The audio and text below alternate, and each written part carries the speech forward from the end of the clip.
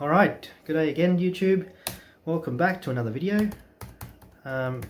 Today we're going to look at some modifications with your cluster. That's a little bit exciting. So there's been a few guys in the group that's asked about, you know, how to add in needle sweep, how to make it how to illuminate it, the needles, even though you know, it's not the lights are not on. And the answer is you need to modify it, the cluster. Now it may seem a little bit scary at first, but if you follow some decent steps and instructions like I have, you can get through it too. So some things to get first before getting into it. You're going to need a really cheap KKL blue cable from eBay. And it will come with your standard, you know, VCDS light, which really doesn't do all that much, but read a few codes and not really give you a lot of information. And more on that later on. You're going to need to download 2 apps. You'll need I always struggle to pronounce this, EEP ROM Programmer by BP. That's a free app.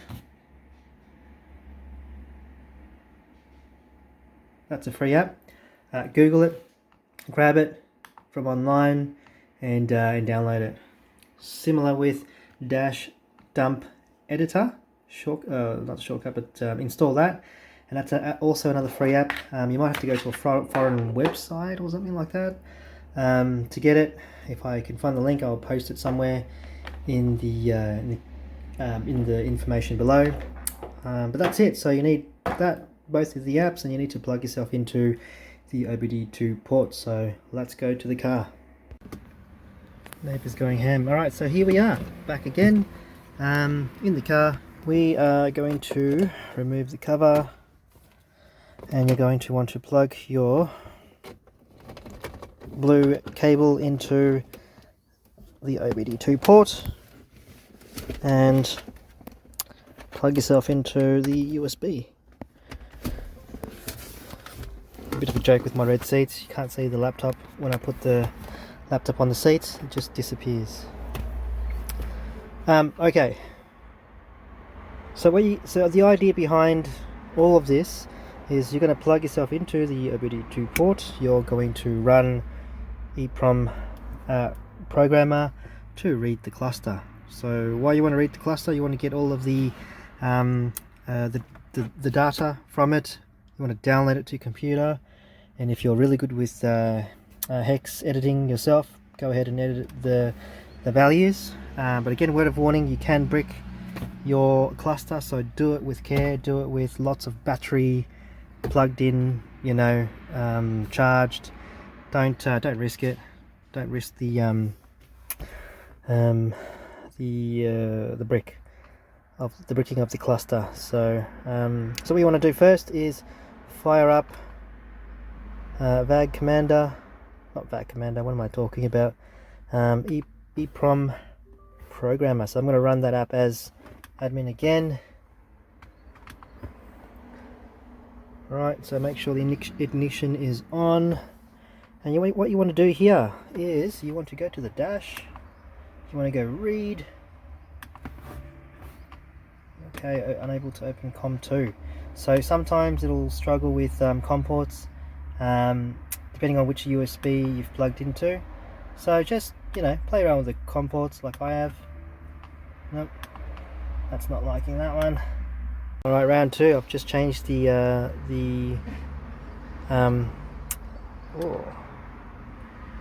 USB. So when you're installing this cable, make sure you note down which USB you install it to, because it is very delicate. If you unplug it, you have to plug it into the correct USB, because that COM port is connected to that USB. Now I can't remember how I installed it, but you install the app. There's a driver that you need to install. You install the driver, and actually, so I'm actually reading the cluster, but what I'll do is I'll go to Device Manager. So I'm a bit of a Used to be a bit of a nerd working on in IT, but I think you have to go to the COM ports here. Here it is. So under ports. Alright, now I think you have to do this initially, which is another pain in the ass. You have to go to find it in device manager, go to ports, and then look for, I'm going to say advanced. There it is. Yep, so in advanced you can set the port up as COM 1 or 2. I've made mine 2. You can do yours 1 if you want, but just make sure that you take a note of that, because you're going to need to remember it when you're using these apps, because it'll ask you, you know, what port is the cable plugged into.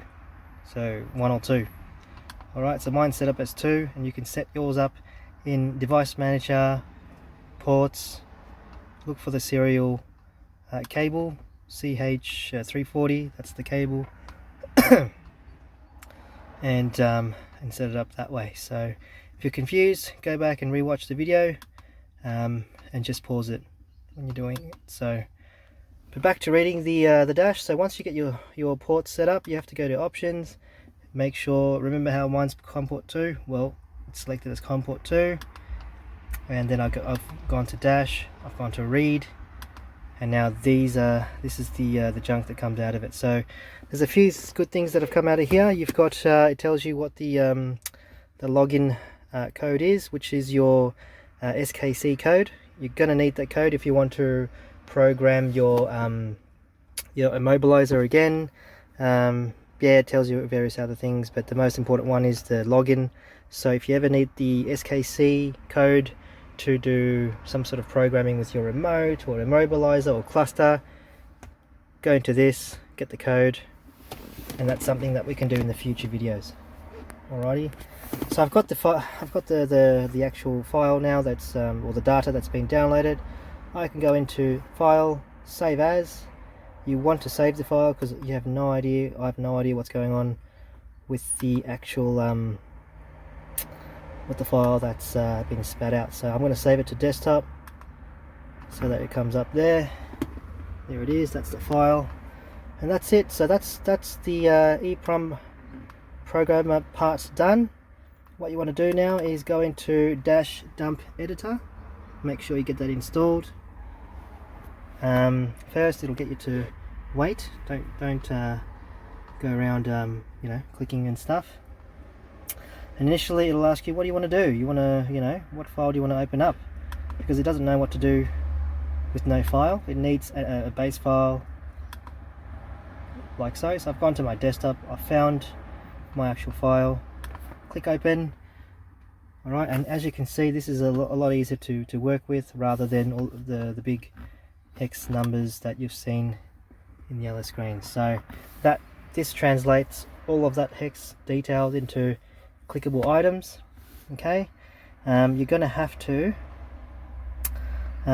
change your language to English if you haven't done so. It'll be Russian or German or some other language. So you install it, it's all mumbo jumbo. Go to the bottom right hand corner, just above that button, there's a drop down for something else, and then you'll see English in there. Okay, so once you do that, that'll change to English, and hopefully you can see everything alright. So now the options, some powerful options in here, and that really depends on your cluster. You can see there's a difference between MO2 and MO3 clusters, so you really got to work out what cluster you have before you do all this. And to work out what cluster you have, I think you can see here. So my cluster is MO3, so all of the MO3 stuff should work. Alrighty, so I've already got needle sweep, that's the best one. Then you've got dash elimination, again that's for MO3 only. MO2 guys, you know, too bad, so sad. I can eliminate the needles only, or disable it, or display engage only, or all lit up during the day. It really depends on what I want. So I've got the needles, got the needle on at the moment. what else? So just go through the options. You know, I've disabled the oil level and temperature because my cluster didn't have any sensors going to it. So that's a really good one for me as well. Otherwise, you can do other things like transfer speedo stuff, data from the cluster to your new one. Yeah, have a look at the options. I really didn't do any of that stuff. I just went through and clicked the options that I liked. I can disable, you know, gongs, disable, you know, I can do disable with mobile activated, cruise lamps, I can have it on or off. I have it off at the moment, which is great. I don't want to see the cruise control light. But yeah, so look, there's a lot of options in here. When you get to this stage, you know, the world is your oyster. You can sort of play around with it. You know, once you've done whatever you need to do, you can then click on start. Now when you click on start, it's going to spit a file for you. Okay, you say yes, and it pretty much dumps the file onto the same folder that you had the source file, the original file. So now that's my original here. This is the file that it's come up with all the changes. I can then go back into EEPROM programmer, go back into file, go open, and I want to open the new one. So this is new. Okay, it says new, has all my options. Click open, and then from there you want to go to dash and go to write. Okay, writing will take up to 10 minutes. Make sure your cart is always on. I would also have a battery plugged into it as well, charger plugged in as well, just in case your cluster dies. You don't want your cluster to die, especially not especially if you have a cluster like mine with you know, the color MFA and R32 style cluster.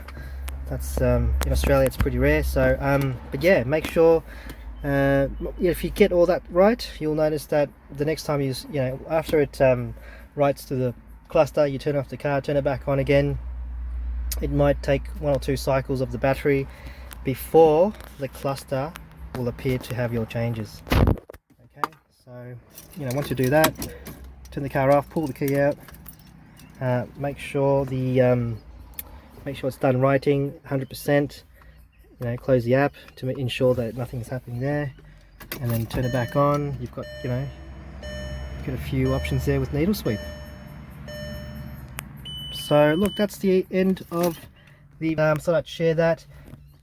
That part because there's a few people asking about needle sweeps as well, so that'll help out the community.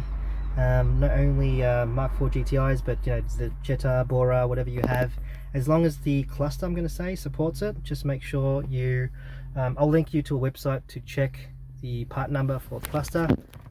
You will have to remove the cluster out of the dash to check the serial numbers underneath it. There's a sticker to tell you what model, and only certain models can do it, unfortunately. But I'll send you a link. There's a guy who's created a it's like a web space of some sort. It's like real old school, but real informative.